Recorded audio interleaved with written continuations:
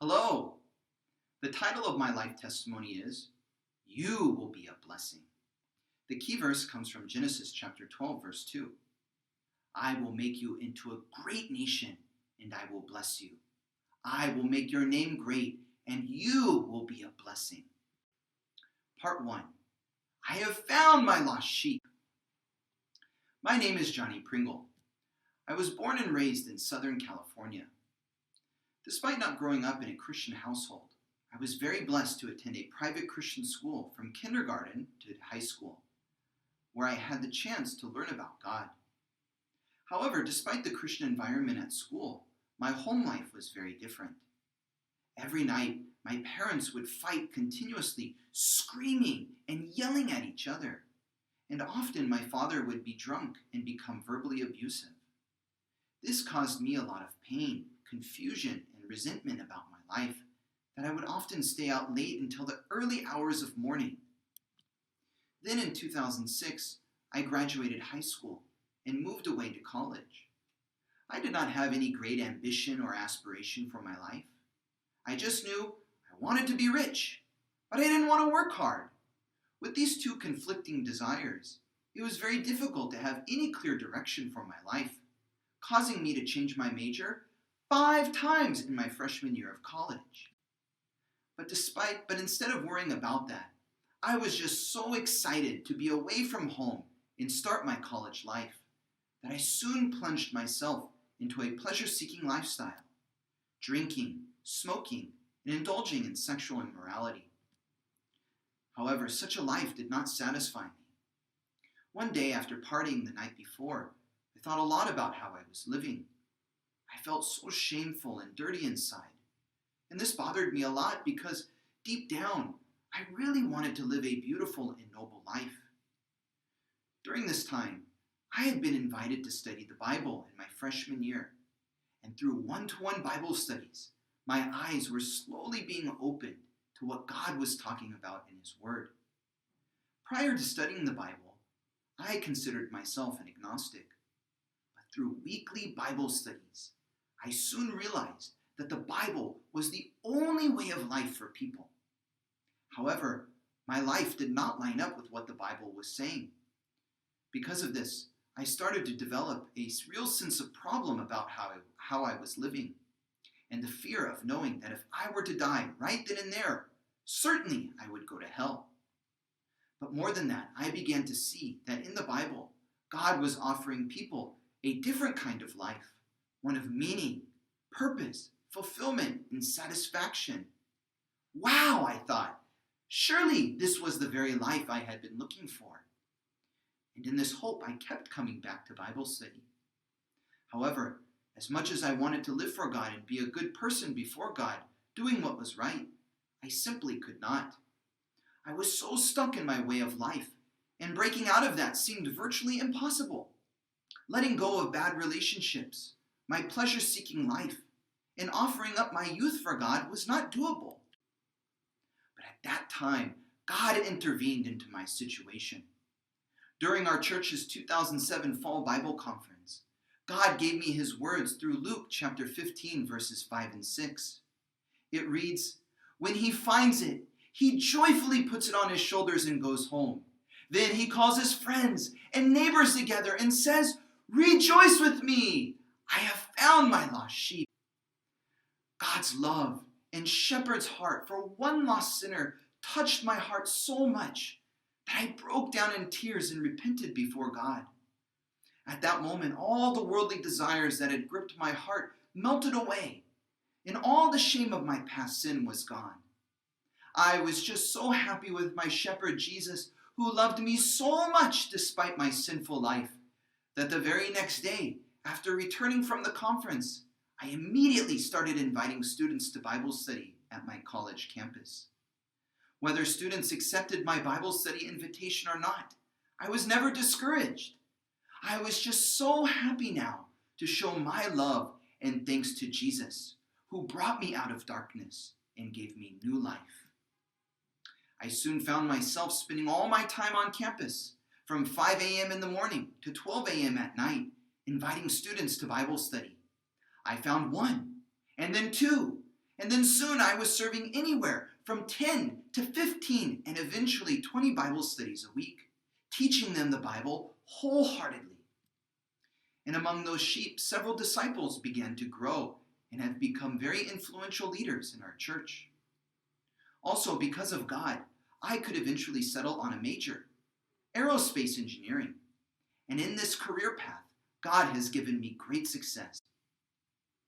Part 2, you will be a blessing. In 2011, God blessed me to establish a house church with a very faithful woman of God, Shepherdess Catherine. We were given Genesis chapter 12, verse 2 as our key verse. I will make you into a great nation, and I will bless you. I will make your name great, and you will be a blessing. I realized that when God blesses one person, his blessing is not for that person alone, but for many, even the whole world through that one person. This set a very clear precedent for my life of faith, that regardless of what physical blessing I may receive, I am to love God with all my heart by being obedient to his calling to live as a shepherd and source of blessing for college students. Soon after, we received the great news that we would be expecting our first child. And it was during this time that I was offered a dream job position with a big aerospace company, Boeing. It seemed like the perfect time as my family was very poor. However, it was during this time that our church was praying to serve 300 one-to-one Bible studies by establishing 10 Bible study warriors who would serve over 20 Bible studies every week. This sounded great, but I knew that I could not serve 20 Bible studies while managing a full-time job and finishing up my schooling. Something had to give. As I was wrestling with the Word of God in testimony writing, God's words in Luke chapter 9, verse 58, pierced my heart when Jesus said, "Foxes have holes, and birds of the air have nests, but the Son of Man has no place to lay his head." At this verse, I had to really stop and think about what I was really pursuing. Am I pursuing security, comfort, or an easier life in following Jesus? Or am I really following Jesus? Am I willing to suffer together with Jesus for the sake of God's kingdom work? Then, with tears running down my face, I cried out, "I follow you, Lord!" And with that, made a heart's determination to let go of that dream job offer so that I could focus on teaching students the Bible and become a Bible study warrior. Amazingly, that summer, God blessed us to fulfill our prayer topic of serving 300 one-to-one Bible studies, and we were all overjoyed. Many Bible studies warriors were established, and I was one of them. The following year after graduation, God blessed me to get a full-time engineering job at the same company, Boeing. In fact, it was the same job I had passed up so that I could focus on God's work. And the best part about it was that for the past 9 years, my work was located on the college campus. What a dream job! I was so thankful for God's provision and blessing upon my family and upon me. But in remembering my house church's key verse, God's blessing is not for me alone. So instead of growing content and losing that sense of mission, I made myself a rule that once I got off work at 2:30 p.m., I would do fishing and teach Bible studies on campus, not leaving before 7 p.m. every day.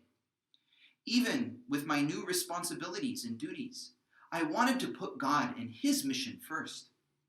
Sometimes I was really tired and wanted to leave early, but each time I was reminded of God's grace and faithfulness in my life and was able to pick up new strength to fish and find more students. When I did this, students who had studied with me for a while started to become responsive to God's words and are now growing up as shepherds and disciples.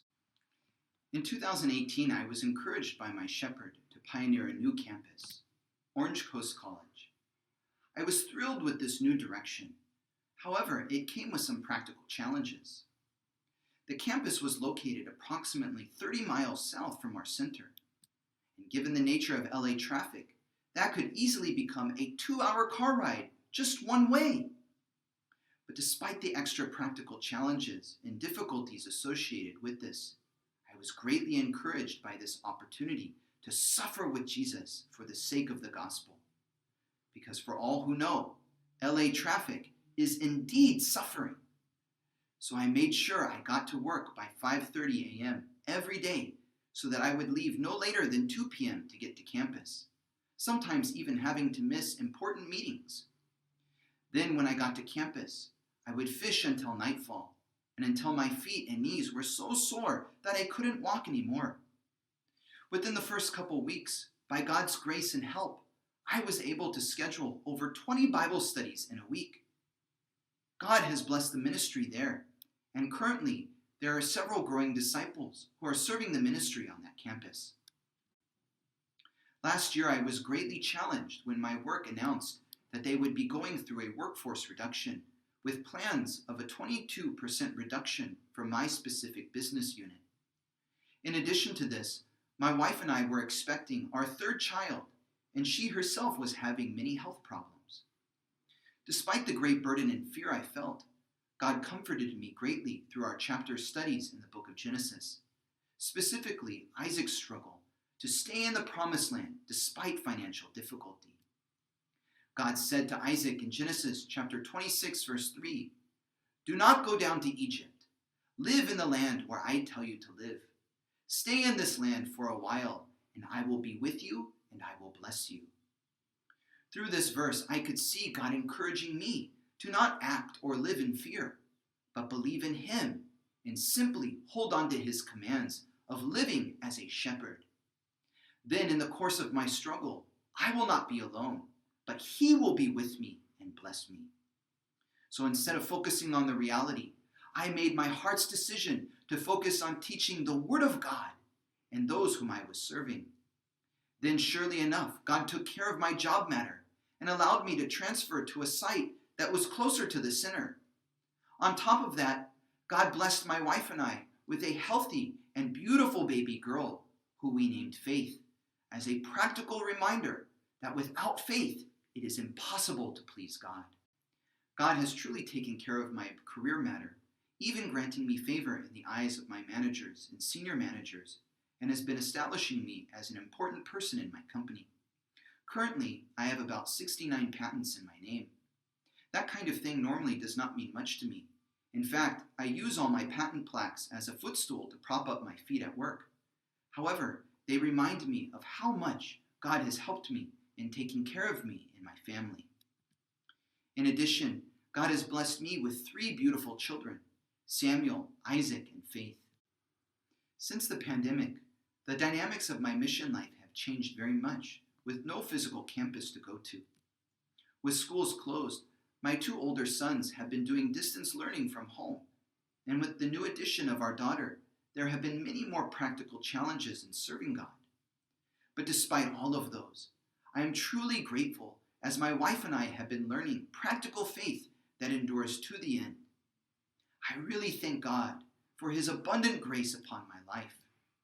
He has blessed me so much, establishing me as His servant, making me a fellowship leader and presider over our worship service, and above all, allowing me to know Him and to be able to love Him by feeding His sheep. Indeed, my life is the product of His hard work for me. Now, in the same way that God's blessing has come to me, I want to bring God's words to others so that through it, God's blessing may have a chance to come to them. I pray that God may use me as His instrument on my campus, and that through me, many college students may be blessed. One word, you will be a blessing.